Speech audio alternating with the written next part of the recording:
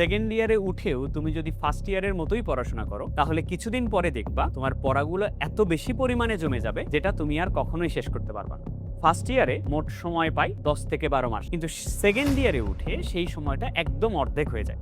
তুমি মাত্র ইয়ার চেঞ্জ পরীক্ষা দিলা, তুমি কিছুদিন পরে যেতে না যেতেই তুমি দেখবা তোমার কলেজে প্রি টেস্ট পরীক্ষাটা শুরু হয়ে গেছে।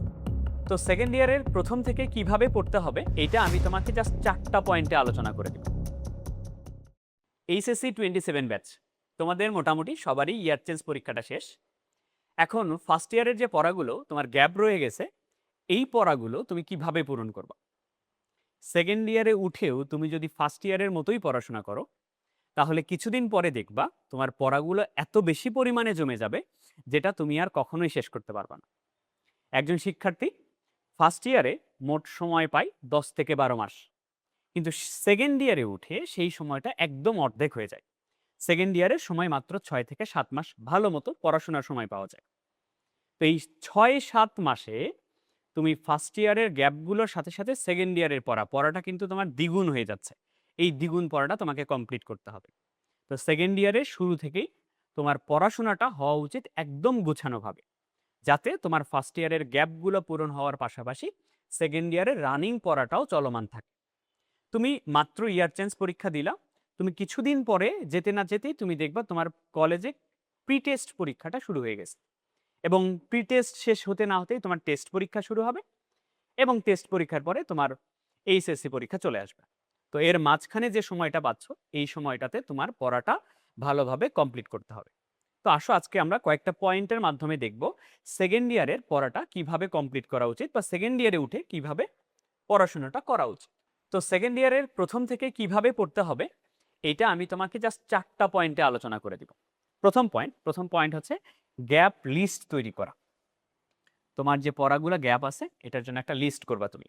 তোমার যদি আজকেই ইয়ার চেঞ্জ পরীক্ষাটা শেষ হয়ে থাকে, তুমি খাতা কলম নিয়ে বসবা এবং একটা ছক বানায় ফেলবা, যে ছকের মধ্যে সবগুলো সাবজেক্টের নাম থাকবে।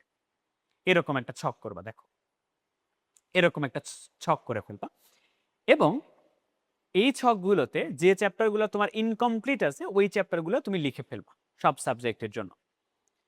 এখন একটা কমন জিনিস অনেকেরই হবে, সেটা হচ্ছে তুমি যখন এই লিস্টটা করতে বসবা তোমার মনে হইতে পারে যে আমার তো অ্যাকচুয়ালি কোনো চ্যাপ্টারই ভালো মতো কমপ্লিট হয় নাই। এই ফেজটাতে এই জিনিসটা মনে আসা একদমই স্বাভাবিক, তো এটা নিয়ে চিন্তার কোনো কারণ নাই। তুমি আস্তে আস্তে সবগুলাই শেষ করতে করতে দেখবে একসময় তোমার পুরোটা কমপ্লিট হয়ে গেছে। এবং যেটা বলতে চাচ্ছিলাম সেটা হচ্ছে তুমি কিছু চ্যাপ্টার তো ইয়ার চেঞ্জ পরীক্ষার সময় পরীক্ষার জন্য পড়ছো, এবং কিছু চ্যাপ্টার তার আগেও মোটামুটি আইডিয়া আছে, সেই চ্যাপ্টারগুলা এই লিস্টের মধ্যে প্রথমত না নিয়ে আসাই ভালো। তুমি সেই চ্যাপ্টারগুলো এখানে লিখবা যেগুলো তোমার একেবারেই কমপ্লিট হয়নি, একেবারে শুরু থেকে পড়তে হবে। এরকম করে লিস্টটা করে ফেলবা। লিস্টটা করার পরে এই লিস্টটা তোমার পড়ার টেবিলের সামনে টাঙ্গায় রাখবা। যখনই তুমি কোনো একটা চ্যাপ্টার শেষ করে ফেলবা লিস্ট থেকে ওই চ্যাপ্টারের নামটা কেটে দিবা। দেখবা এভাবে পড়লে তোমার পড়াটা কোনো একটা সাবজেক্টের পড়া একেবারে গুছানো পদ্ধতিতে শেষ হবে, এবং পড়াটা একেবারে ঠিকঠাকভাবে শেষ হবে। ধরো তুমি যদি এরকম করে না পড়ো, তুমি দেখবা তোমার ফিজিক্সের পড়াটা অনেক বেশি হয়ে গেছে, ম্যাথ একেবারে খুবই অল্প হয়েছে, কেমিস্ট্রি আবার অনেক বেশি হয়েছে, বায়োলজি খুবই আবার অল্প হয়ে গেছে। তো তুমি যদি এরকম করে পড়ো, ধরো ফিজিক্সের একটা চ্যাপ্টার কমপ্লিট করে কাটা আছে, কেমিস্ট্রিরও একটা কাটা আছে, ম্যাথেরও একটা কাটা আছে, তার মানে তুমি দেখবা সবগুলা সাবজেক্টেরই একটা একটা করে চ্যাপ্টার কেটে দিছো, মানে একটা একটা করে চ্যাপ্টার তোমার শেষ হয়েছে। তার মানে তুমি বুঝতে পারবা এরপরের তোমার কোন সাবজেক্টের চ্যাপ্টারটা পড়তে হবে। তো এইভাবে তুমি লিস্ট করে রাখবা, চ্যাপ্টার শেষ হবে জাস্ট ওখান থেকে কেটে দিল। ওকে, এবার আসো আমরা টাইম স্লট তৈরি করব। টাইম স্লট তৈরি করব, কখন কখন কত ঘন্টা করে পড়া উচিত। এটা টোটালি ডিপেন্ড করে একজন স্টুডেন্ট কতটুকু পড়া নিতে পারে বা কার মেমোরি কতটা ফাস্ট, তার উপরে ডিপেন্ড করে। আমি তোমাকে একটা জেনারেল আইডিয়া দিচ্ছি যে কখন কিভাবে পড়াশোনাটা করা উচিত বা টাইম স্লটটা কিভাবে হওয়া উচিত। দেখো একটু এখানে আমি বুঝাই দিই। তো আমরা আমরা নর্মালি পড়াশোনা করি সকালে, বিকালে, রাতে। আমি তোমাকে বলে দিচ্ছি কিভাবে পড়বা। প্রথমত সকালে। সকালে অনেকের কলেজ থাকে, তো পড়াটা ধরে নিচ্ছি কলেজের আগে পড়বা তুমি। কলেজের আগে পড়বা সকালের পড়াটা। কতক্ষণ পড়বা? সকালে মাত্র 2 ঘন্টা পড়বা তুমি। এবং এই 2 ঘন্টা কি পড়বা তুমি? এই 2 ঘন্টায় সেকেন্ড ইয়ারে যে পড়াটা চলতেছে তোমার, রানিং পড়াটা পড়বা। কলেজের আগে তুমি রানিং পড়াটা পড়বা 2 ঘন্টা, পড়ে তুমি কলেজে চলে গেলা। অথবা কলেজ না থাকলে তোমার তো কোনো কাজ নাই, তুমি আবারও পড়বা। তো মিনিমাম 2 ঘন্টা তুমি সকালে পড়বা। ওকে, কলেজ থেকে আসলা, অনেকের তোমাদের এখন অভ্যাস নাই বিকালে বা দুপুরে পড়তে বসার। যেহেতু তোমার গ্যাপ আছে, তাহলে এখন এই সময়টা একটু কাজে লাগাইতে হবে। তো তোমার কলেজ থেকে আসার পরে দুপুর বা বিকাল যখন তোমার কাছে ভালো মনে হয় একটা টাইম ফিক্সড করে নিবা, দুপুর অথবা বিকালের মধ্যে তুমি পড়বা হচ্ছে 2 ঘন্টা। এখানেও 2 ঘন্টা পড়লেই হবে। 2 ঘন্টায় কি পড়বা? এই 2 ঘন্টায় তুমি পড়বা ফার্স্ট ইয়ারের গ্যাপ যেটা আছে, ফার্স্ট ইয়ারের গ্যাপ পড়াটা পড়বা এখানে। মানে তুমি পুরাতন অধ্যায়গুলো পড়বা এখানে। ওকে, ফার্স্ট ইয়ারে গ্যাপ পড়া পড়বা 2 ঘন্টা। এবার আসো মেইন পড়ার সময় অ্যাকচুয়ালি রাতে। হ্যাঁ, মেইন পড়ার টাইমটাই অ্যাকচুয়ালি রাতে। রাতে একটা ভালো সময় ধরে পড়তে হবে। রাতে তুমি পড়বা 4 ঘন্টা, এবং 4 ঘন্টা দুটা স্লটে ভাগ করবা, 2 ঘন্টা যোগ 2 ঘন্টা, 4 ঘন্টা। এই রাতে সময়টা তুমি ধরে নাও 7টার থেকে পড়তে বসলে 7টার থেকে 11টা পর্যন্ত। টানা 4 ঘন্টা তুমি পড়তে পারবা না। এই 4 ঘন্টার মধ্যে তুমি 2-1 বার 10 মিনিটের করে ব্রেক নিতে পারো। তো এটা স্বাভাবিক, 2-1 বার 10 মিনিট বা 15 মিনিটের একটা করে ব্রেক নেবে। এখন কি পড়বা?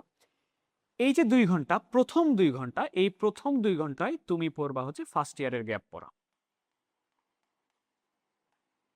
ফার্স্ট ইয়ারের গ্যাপটা পূরণ করবা এই 2 ঘন্টায়।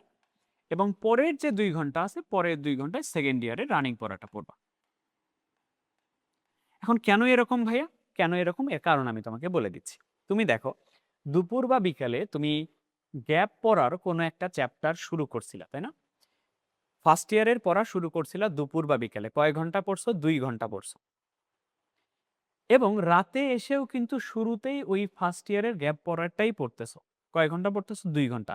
তাহলে এই ফার্স্ট ইয়ারের যে গ্যাপ পড়াটা, ওটা কিন্তু তুমি টানা 4 ঘন্টা পড়তেছো।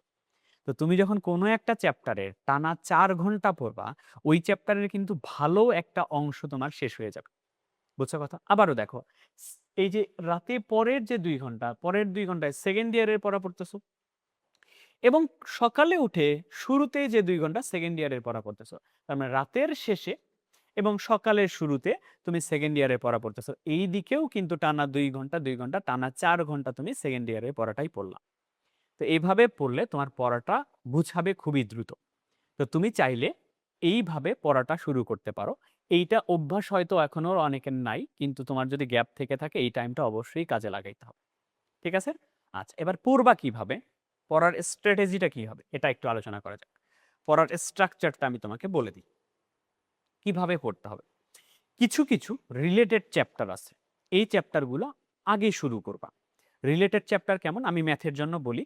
ম্যাথের ক্ষেত্রে যেরকম সরল রেখা, তুমি বৃত্ত করতে সরল রেখা লাগবে, কোনিক্স করতে সরল রেখা লাগবে, ইন্টিগ্রেশন করতে সরল রেখা লাগবে। তো এটা হচ্ছে সরল রেখা, অন্যান্য চ্যাপ্টারে লাগবে। এই চ্যাপ্টারটা আগে কমপ্লিট করে ফেলা উচিত। ত্রিকোণমিতি, ত্রিকোণমিতিটা অন্যান্য চ্যাপ্টারে লাগবে, ক্যালকুলাসে লাগবে, সেকেন্ড পেপারে ত্রিকোণমিতিতে লাগবে। তো ত্রিকোণমিতিটাও আগে কমপ্লিট করে ফেলা উচিত। এরকম সবগুলো সাবজেক্টের দেখবা কি কি রিলেটেড চ্যাপ্টার আছে, ওইগুলো চ্যাপ্টার আগে ধরো, তুমি ধরে ওইগুলো আগে শেষ করে ফেলো। এবং তুমি শুরুতেই কেমিস্ট্রি যখন শুরু করতেছো, তোমার এখন শুরু হবে অর্গানিক কেমিস্ট্রি, জৈব রসায়ন। তো জৈব রসায়ন কিন্তু বিশাল বড় একটা চ্যাপ্টার। তো এই চ্যাপ্টারটা তোমার শুরুতেই শুরু করা উচিত কেমিস্ট্রি। কেন জানো? কারণ এই তোমার রুটিনটা তুমি যখন ফলো করবা, শুরুর দিকে তোমার খুবই এনার্জি থাকবে পড়ার। তো যখনই তোমার ফুল এনার্জি থাকবে, ফুল এনার্জিতে তোমার বড় বড় চ্যাপ্টারগুলো শেষ করে ফেলা উচিত। তো ক্যালকুলাস, তোমার হচ্ছে জৈব রসায়ন, এই চ্যাপ্টারগুলো শুরুতেই তুমি শেষ করে ফেলো। বুঝছো? এই চ্যাপ্টারগুলো আগে শুরু করো। কিছু কিছু জিনিস এই সময়টাতে অ্যাভয়েড করা লাগবে, কিছু কিছু জিনিস অ্যাভয়েড করতে হবে। তুমি জানো রিলস, রিলস অ্যাভয়েড করতে হবে। তুমি নিজেই বুঝো না যে ধরো আমরা যদি একটা রিলস দেখতে বসি, ঘন্টার পর ঘন্টা রিলস চলতেই থাকে কিন্তু। তো এই জিনিসটা কিন্তু খুবই টাইম নষ্ট করে। রিলস দেখা বন্ধ করতে হবে। পারলে যদি সম্ভব হয় এই জিনিসটাও এখন বাদ দিয়ে দিতে হবে। এই জিনিসটা আপাতত অ্যাডমিশনের আগ পর্যন্ত বন্ধ। এই জিনিসটা তুমি চাইলে অ্যাডমিশনের পরে শুরু করতে পারো। অ্যাডমিশনের আগ পর্যন্ত এটাতে যত কম সময় দিবা তত তুমি বেনিফিটেড হবা। বুঝছো? আরো একটা কথা, এখন তুমি যখন সেকেন্ড ইয়ারে উঠতেছো, বিভিন্ন প্ল্যাটফর্ম থেকে ইঞ্জিনিয়ারিং কোর্স সেল শুরু হবে, হ্যাঁ? বা তুমি যদি মেডিকেলে পড়তে চাও, মেডিকেলের কোর্স বিক্রি শুরু হবে। তো এই যে কোর্সগুলা, এগুলা থেকে একটু দূরে থাকতে হবে। ঠিক আছে? তোমাকে বিভিন্ন ডিসকাউন্ট দিবে এখন। ডিসকাউন্ট দিয়ে বিভিন্ন কোর্সে অনেকে ভর্তি করানোর চেষ্টা করবে। তো এই কোর্সগুলা কিছুদিন পরে কিনলেও হবে, বুঝছো? তুমি তোমার একাডেমিকেরই পড়া শেষ হয় নাই এখনো। তোমার ফার্স্ট ইয়ারেরই গ্যাপ পড়া আছে। তুমি ইঞ্জিনিয়ারিং কোর্স নিয়ে লাফালাফি করে এখন তো লাভ নাই। তো এই জিনিসটা থেকেও দূরে থাকতে হবে। ইঞ্জিনিয়ারিং বা মেডিকেলের যদি কোর্স করতে চাও, পরে যথেষ্ট সময় পাবা তুমি করে ফেলার এই কোর্সটা। ঠিক আছে? তো এই ৩ টা জিনিস থেকে আপাতত দূরে থাকতে হবে। আর তুমি যে রুটিনটা তোমাকে দিলাম, লিস্ট করে এই রুটিন অনুযায়ী তুমি পড়াশোনা করো, ইনশাল্লাহ তোমার টেস্ট পরীক্ষার আগেই ভালো রকমের একটা প্রস্তুতি হয়ে যাবে। এবং এইচএসসির আগে আমি আশা করি আল্লাহর রহমতে তুমি একটা পূর্ণাঙ্গ প্রস্তুতি নিয়ে এইচএসসি পরীক্ষাটা দিতে পারবা। তো ঠিক আছে, আরো একদিন কোন একটা গাইডলাইন নিয়ে আবার দেখা হবে। আজকে এই পর্যন্তই। আল্লাহ হাফেজ।